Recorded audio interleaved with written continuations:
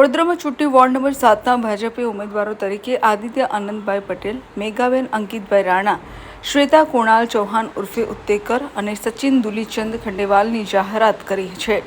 Ward number 7ના ભાજપના ઉમેદવારોને પ્રચારમાં ઠેર ઠેર જનસમર્થન મળી રહ્યું છે. વોર્ડ 7માં રાણા સમાજના અગ્રણી કાર્યકર્તા સ્વર્ગીય ઠાકોરભાઈ તેમજ મીનાબેનના સુપુત્રી મેઘાબેન અંકિતભાઈ રાણાએ ઉમેદવારી કરી છે. તેમના સમર્થનમાં ફતેપુરા નિવાસસ્થાને તથા રાણા સમાજના વિવિધ વિસ્તારના અગ્રીમ કાર્યકર્તા દ્વારા સંકલ્પ બેઠકનું આયોજન કરવામાં આવ્યું હતું. આ સંકલ્પ બેઠકમાં ભાજપના ઉમેદવારોને જંગી બહુમતીથી જીતાડવાનો સંકલ્પ કરવામાં આવ્યો હતો. આ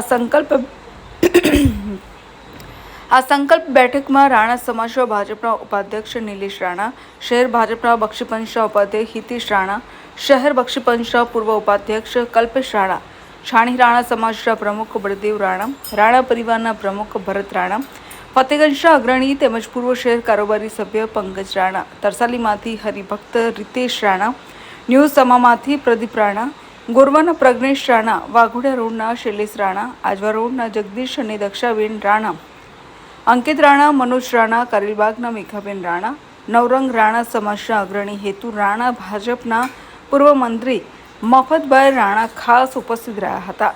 આ સાથે ફતેપુરા વિસ્તારમાં રાણા સમાજનું ભવ્ય સંમેલન રાખવાનો નિર્ધારિત કર્યો છે.